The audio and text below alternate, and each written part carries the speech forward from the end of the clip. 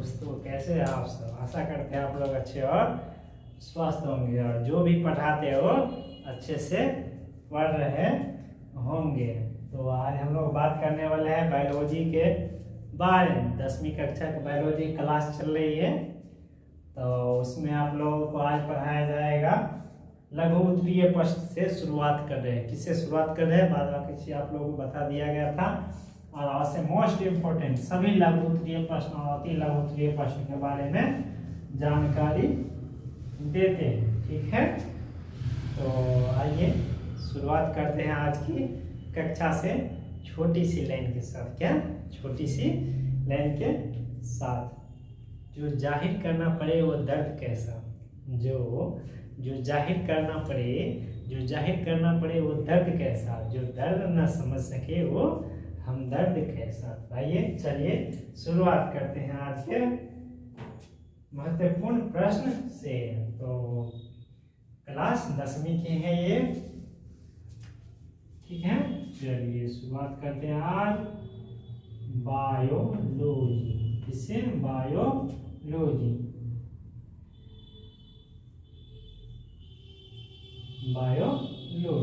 चलिए आज का प्रश्न है हम लोगों का अति लघु उत्तरीय प्रश्न। कौन सा बात कर रहे हैं? लघु उत्तरीय प्रश्न से शुरुआत कर रहे हैं। किस प्रश्न से? लघु उत्तरीय प्रश्न से, जो आप लोगों को 2 नंबर और 5 नंबर में पूछता है। तो चलिए प्रश्न संख्या 1 क्या है प्रश्न, आइए जानते हैं। भोजन के पाचन में लार की क्या भूमिका है? इसके पाचन में पहले लिख लेते हैं, ठीक है, और उसके बाद समझा दिया जाएगा। चलिए लिखते हैं। बोल रहा है भोजन के पाचन में लार की क्या भूमिका है, ठीक है। पहला प्रश्न है भोजन की पाचन में लार की क्या भूमिका है? भोजन के पाचन में लार की क्या भूमिका है, ठीक है। तो ये रहा आज का पहला प्रश्न। आइए जानते हैं इसके उत्तर के बारे में। इसका उत्तर क्या होने वाला है, ठीक है। चलिए लिखते हैं। लार में उपस्थित एमाइलेज, लार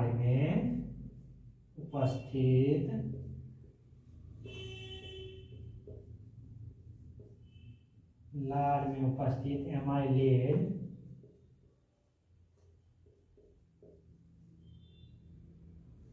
लार में उपस्थित एमाइलेज भोज्य अणुओं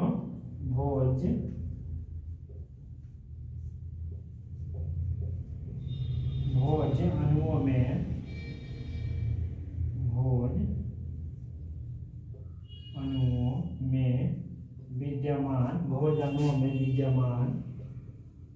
विद्यमान मीन्स उपस्थित भोज अणुओं में विद्यमान स्टार्च अर्थात कार्बोहाइड्रेट स्टार्च के जटिल को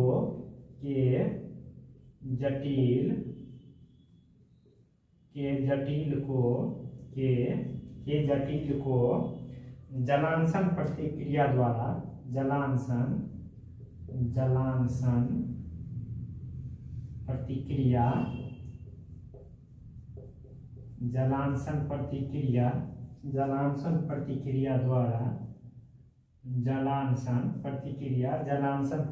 द्वारा सरल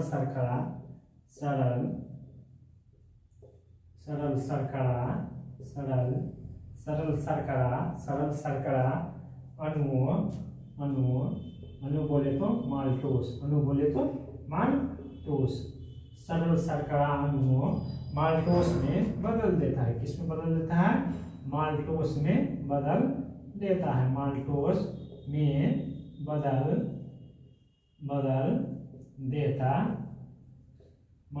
में बदल देता है। किस में बदल देता है?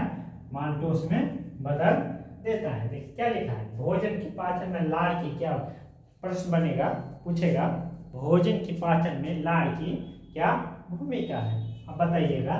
लार में उपस्थित एमाइलेज, क्या उपस्थित? एमाइलेज। लार में उपस्थित एमाइलेज भोज्य भोज्य, भोज्य मतलब खाने वाली चीज, खाने वाली चीज। अणुओं में विद्यमान, विद्यमान मीन्स उपस्थित।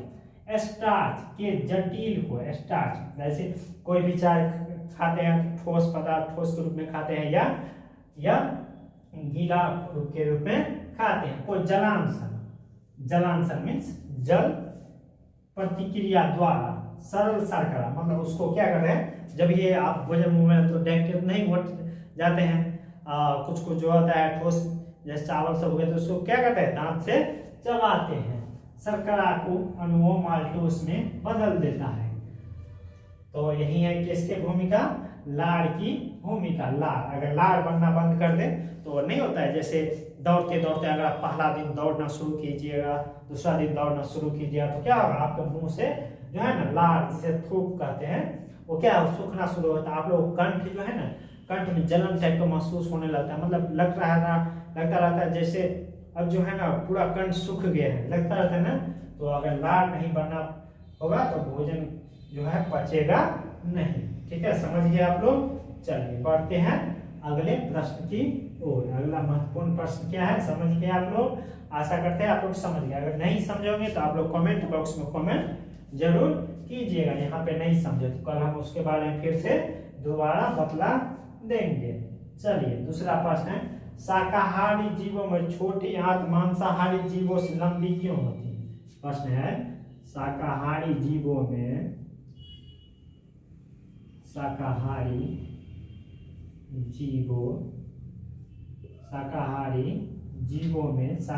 जीवों में छोटी आंत, कौन सी आंत, छोटी, मनुष्य में कितने आंत होती है, 2 आंत। एक छोटी आंत होती है, एक बड़ी आंत होती है। एक छोटी आंत होती है और एक बड़ी आंत होती है। छोटी आंत मांसाहारी, कौन सा, मांसाहारी जीवों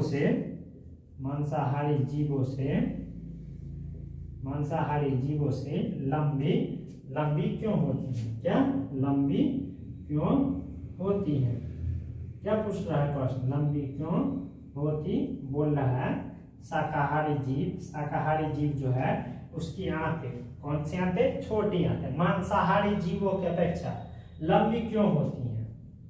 ठीक है, तो आइए जानते हैं इसके बारे में।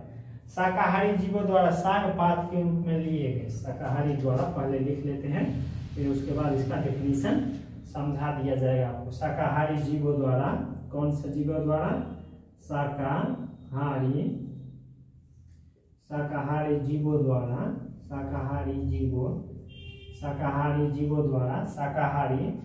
द्वारा साग पात जानते हैं ना, साग सब्जी, साग पात के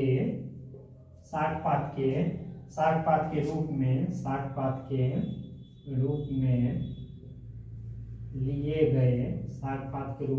लिए गए भोजन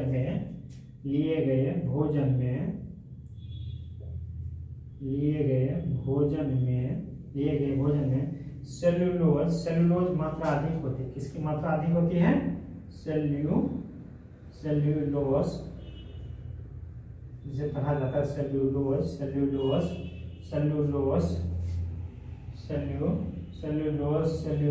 की मात्रा, किसकी मात्रा, सेलुलोज की मात्रा अधिक होती है। किसकी मात्रा होती है, अधिक, सेलुलोज की मात्रा अधिक होती है। सेलुलोज की मात्रा अधिक होती है। सेलुलोज का पाचन मांस की तुलना में जटिल होता है। सेलुलोज का पाचन,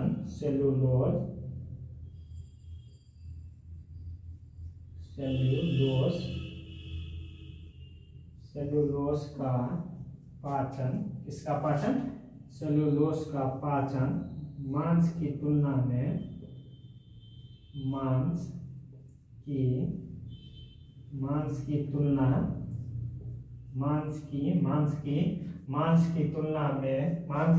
में जटिल होती है। मांस की तुलना में क्या होती है, जटिल, मांस की तुलना में जटिल होती, मांस की तुलना में क्या होती है, मांस की तुलना में जटिल होती है। इसलिए इसलिए शाकाहारी जीवों की इसलिए शाकाहारी इसलिए शाकाहारी इसलिए शाकाहारी जीवों की इसलिए शाकाहारी जीवों की छोटी आंत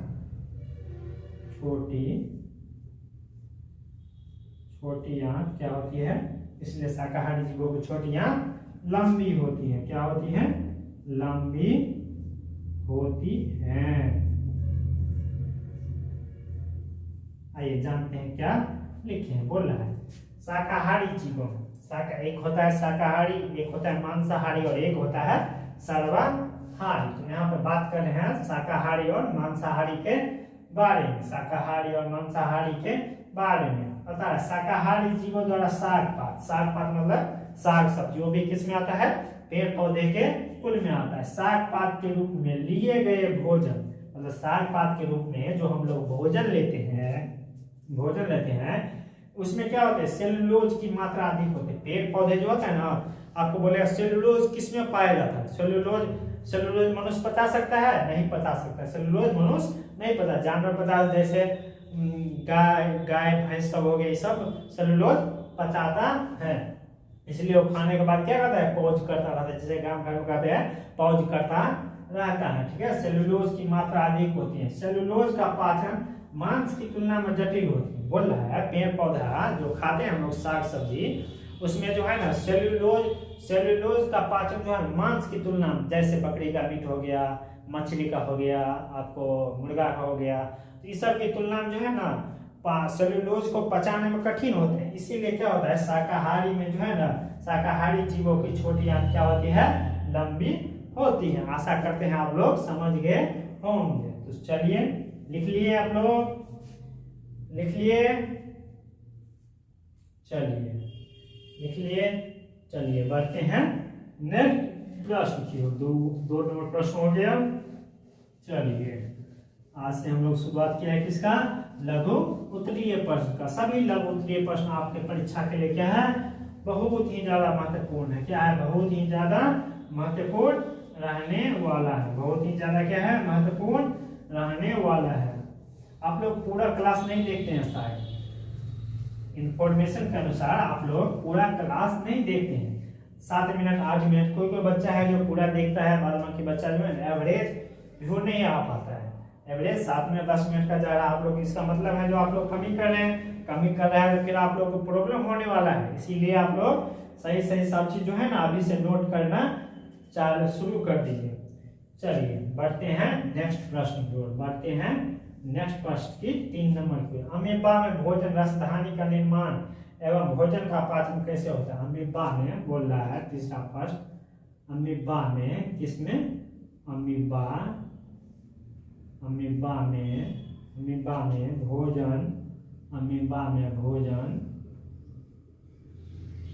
भोजन रसधानी भोजन, अमीबा में भोजन रसधानी, अमीबा में भोजन रसधानी का निर्माण, भोजन रसधानी का निर्माण, अमीबा में भोजन रसधानी का निर्माण एवं भोजन का पाचन एवं भोजन का पाचन। आप लोग इस कलर से दिख तो रहा है ना? नहीं दिख रहा तो कमेंट में बताइएगा आप लोग। भोजन का पाचन कैसे होता है? भोजन का पाचन कैसे होता है? क्या बोल रहा है? अमीबा में भोजन रसधानी का निर्माण एवं भोजन का पाचन कैसे होता है? क्या होता है? कैसे होता है? लिख लिए आप लोग? प्रश्न लिख लिए? चलिए लिखते हैं इसका आंसर की ओर बढ़ते हैं। चलिए लिखते हैं अमीबा में भोजन अमीबा में भोजन,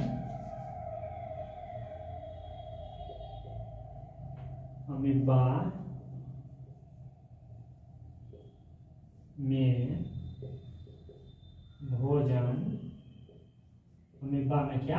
अमीबा में अमीबा में भोजन, अमीबा में भोजन रसधानी का निर्माण, अमीबा में भोजन रसधानी का निर्माण, अमीबा में भोजन, अमीबा में भोजन रसधानी का निर्माण कुटपादों द्वारा, किसके द्वारा?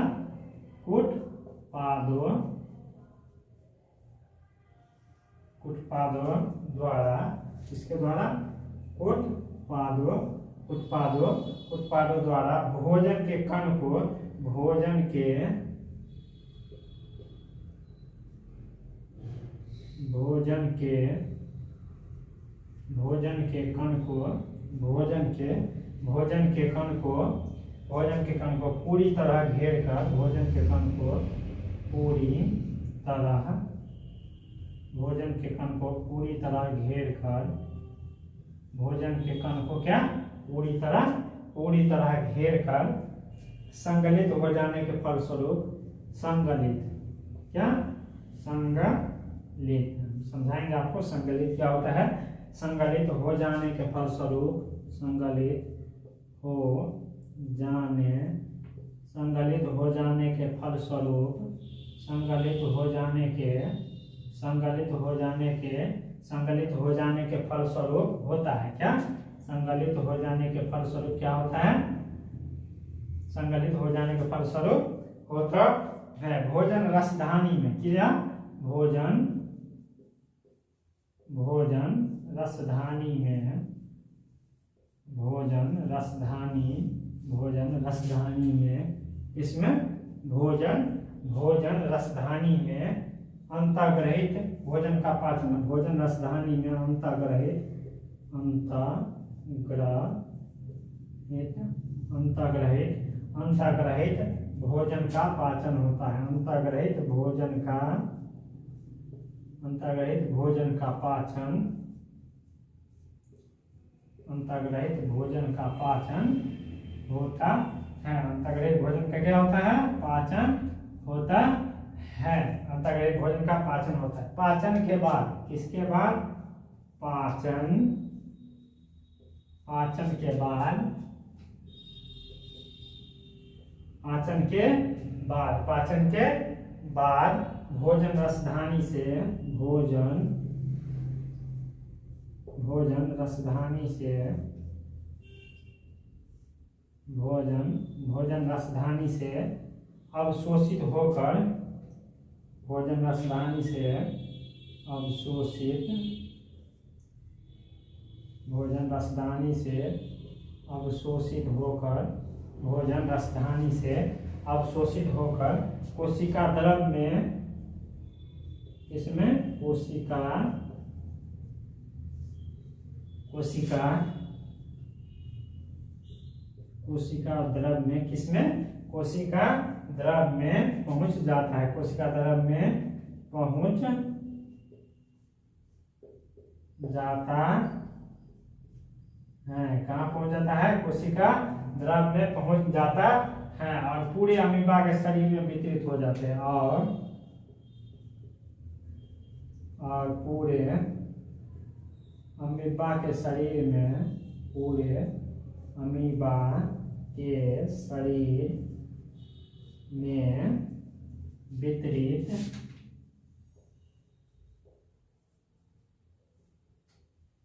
वितरित हो, वितरित हो जाते हैं। क्या होता है? बोल रहा है अमीबा में भोजन रसधानी का निर्माण कुटपाद द्वारा होता है। बोल रहा है अमीबा में भोजन रसधानी का निर्माण जो है ना आपको कुटपाद द्वारा होता है। किसके द्वारा होता है? कुटपाद के द्वारा होता है। भोजन के कण को पूरी तरह घेर कर, किसके कण को?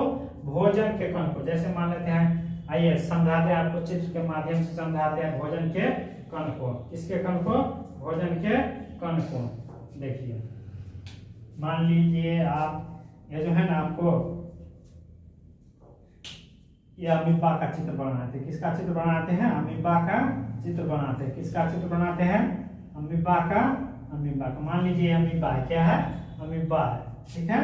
और यहाँ पे जो है ना छोटे छोटे कण है बीच में, ठीक है। छोटे छोटे छोटे छोटे कण है, क्या है? छोटे छोटे कण है। ये जो सिर वाला जो भाग है यहाँ का, ये वाला जो भाग है क्या, ये कहलाता है कुटपाद। ये क्या कहलाता है, कुटपाद। ये क्या कहलाता है, कुटपाद। क्या कहलाता है, कुटपाद। और ये जो अंदर वाली चीजें है ना, क्या है, भोजन। क्या है, भोजन। क्या है, भोजन। और इसी में एक अगला और चित्र बना लेते हैं, तो इसी में देख लेते हैं। और यहाँ पर आता है एक जो है ना, एक गोल के आकार का रहता है, एक गोलाकार, जिसे क्या कहते हैं, भोजन रसधानी। क्या कहते हैं, भोजन रसधानी कहते हैं। क्या कहते हैं, भोजन रसधानी। तो क्या लिखा है, अमीबा में क्या चित्र है, अमीबा का। अमीबा में भोजन रसधानी, अमीबा में भोजन रसधानी का निर्माण कुटपादों द्वारा होता है। किसके द्वारा होता है, कुटपादों द्वारा होता है।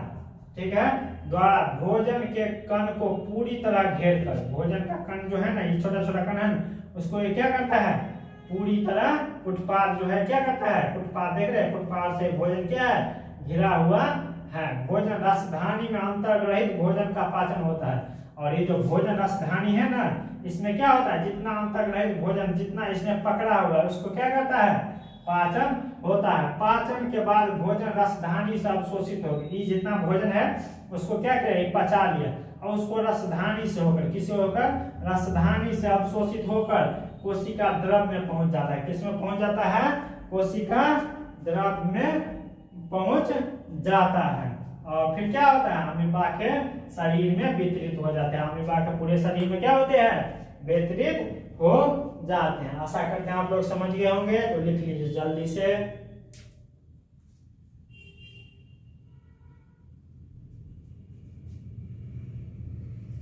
चलिए लिख लिए आप लोग। वीडियो को फिनिश करके लिख लीजिएगा आप लोग, ठीक है। ये तो क्लास थोड़ा लंबा हो जाता है, अपलोडिंग में समस्या आता है। लिख लिए आप लोग। चलिए बढ़ते हैं नेक्स्ट प्रश्न की ओर। किसकी ओर, नेक्स्ट प्रश्न की ओर। आप लोगों को पोषण के बारे में बता ही दिए थे, पोषण का परिभाषा लिखा दिया था आप लोगों को, फिर भी लिखा देते हैं एक बार, फिर भी एक बार लिखा देते हैं। चलिए आज पांच प्रश्न करवाएंगे, कल भी 5 प्रश्न करवाएंगे। इसे ही करके क्या हो जाएगा, सिलेबस समाप्त हो जाएगा। सिलेबस क्या होगा, ये सब प्रश्न फिर से दोबारा आएगा आप लोग को। अभी तो आपको लघु उत्तरीय चल रहा है ना, फिर से आएगा दीर्घ उत्तरीय आएगा, फिर आएगा आप लोगों को दीर्घ उत्तरीय प्रश्न आएगा। क्या आएगा, दीर्घ उत्तरीय प्रश्न आएगा। चलिए देखिए, पोषण की परिभाषा दें, चाहे 4वां प्रश्न, पोषण की परिभाषा दे। पोषण की परिभाषा, पोषण की क्या दे, पोषण की परिभाषा दे। पोषण का परिभाषा बोला है देने के लिए, ठीक है। चलिए लिखिए, सजीवों में वृद्धि एवं अनुरक्षण। सजीवों में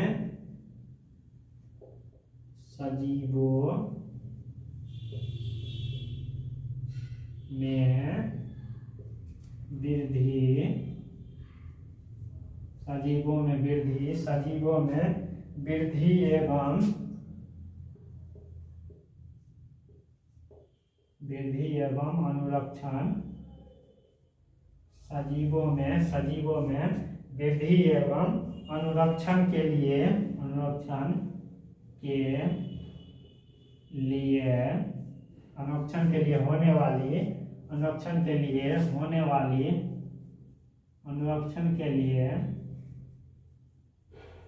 होने वाली उपापचयी क्रिया, उपापचयी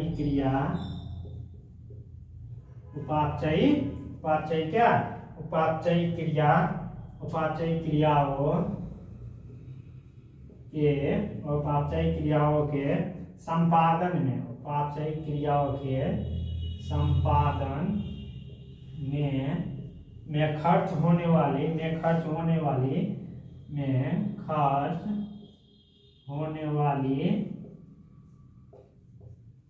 में खर्च होने वाली जैव ऊर्जा। कौन सी ऊर्जा, जैव ऊर्जा में खर्च होने वाली में खर्च होने वाली जैव ऊर्जा के उत्पादन हेतु जैव ऊर्जा के उत्पादन हेतु जैव ऊर्जा के क्या हेतु जैव ऊर्जा के उत्पादन हेतु उनके द्वारा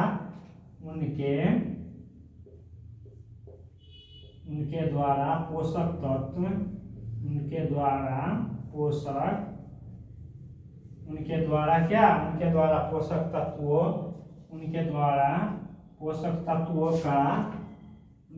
पोषक तत्वों का ग्रहण कर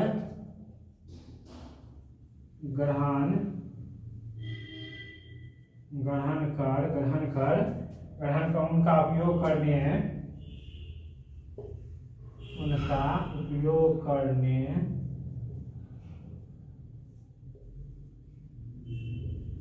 उपयोग करने की विधि पोषण कहलाती है। क्या कहलाती है पोषण कहलाती है।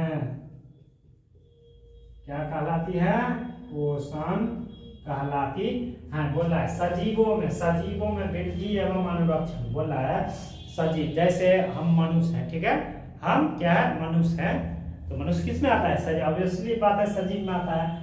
तो सजीवों में वृद्धि एवं अनुरक्षण के लिए हमारे शरीर को वृद्धि मतलब शरीर में वृद्धि, हाथ पैर का बढ़ना, हाइट का बढ़ना, सब किस में आएगा सजीवों के वृद्धि एवं अनुरक्षण किसी रोग से बीमारी से लड़ने के लिए, ठीक है, लिए होने वाले उपापचयी क्रियाओं के संपादन में खर्च होने वाले। मान लेते हैं जैसे हम अभी पढ़ा रहे हैं, क्या कर रहे हैं पढ़ा रहे हैं तो मेरा ऊर्जा तो लॉस हो रहा है।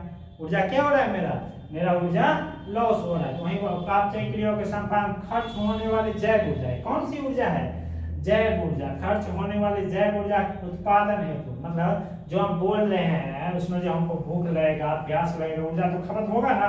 चाहे आप सोए रहिए फिर भी आपको खाने की जरूरत पड़ेगी ही, आप काम करते रहिए फिर भी आपको खाने की जरूरत पड़ेगी, ठीक है। शरीर को वृद्धि एवं अनुरक्षण के लिए उनके द्वारा पोषक तत्वों का ग्रहण कर उनका उपयोग करें। जैसे ही आप लोग कोई भी भोजन पदार्थ लेते हैं तो उससे क्या होता है हमें ऊर्जा प्राप्त होती है, उसे ही क्या कहते हैं क्या कहलाती है पोषण कहलाती है।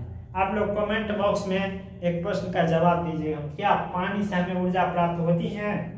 क्या पानी पीने से हमें ऊर्जा प्राप्त होती है कोई, तो आप लोग कमेंट बॉक्स में इसका आंसर दीजिएगा, तभी हम जानेंगे कि आप लोग मेरा क्लास सही से कर पा रहे हैं, ठीक है। चलिए और एक प्रश्न आज देख लेते हैं। सजीव के मुख्य लक्षण लिखें। बोलेगा इनमें से कौन सा सजीव के लक्षण है, सजीव के लक्षण। चलिए 5 नंबर प्रश्न पढ़ ही लेते हैं। 5 प्रश्न का बनाते हैं, 6-7 प्रश्न का जो है ना आप लोगों को डेली का रूटीन बनाते हैं। चलिए लिखते हैं सजीव के मुख्य कितने लक्षण होते हैं। सजीव के मुख्य 4 लक्षण होते हैं। आप लोगों के बुक में बोलेगा सजीव के, आप लोगों से कोई पूछेगा चाहे एग्जाम पूछेगा सजीव के मुख्य कितने लक्षण होते हैं, तो क्या बोलेगा सजीव के मुख्य 4 लक्षण होते हैं। कितने लक्षण होते हैं 4 लक्षण होते हैं। कितने लक्षण होते हैं 4 लक्षण होते हैं, ठीक है। आइए जानते हैं इसका आंसर के बारे में। किसके बारे में इसके आंसर के बारे में। पहला हो गया क्या पोषण, पहला पोषण, दूसरा श्वसन, दूसरा क्या श्वसन, तीसरा क्या है वृद्धि, तीसरा क्या है वृद्धि। चलिए वृद्धि सही से लिख लेते हैं। तीसरा क्या है वृद्धि और चौथा क्या है जनन जैव प्रक्रम, जनन जैव प्रक्रम, जान गए। पोषण श्वसन वृद्धि एवं जनन जैव प्रक्रम। तो समझ गया आप लोग यहाँ तक। आशा करते हैं आप लोगों को क्लास अच्छी लगी हो। अगर अच्छी लगी हो तो चैनल को लाइक सब्सक्राइब और शेयर जरूर कीजिएगा। बात ना के लिए thank you, take care, bye bye. लिख लीजिएगा आप लोग, चलिए लिख लीजिए।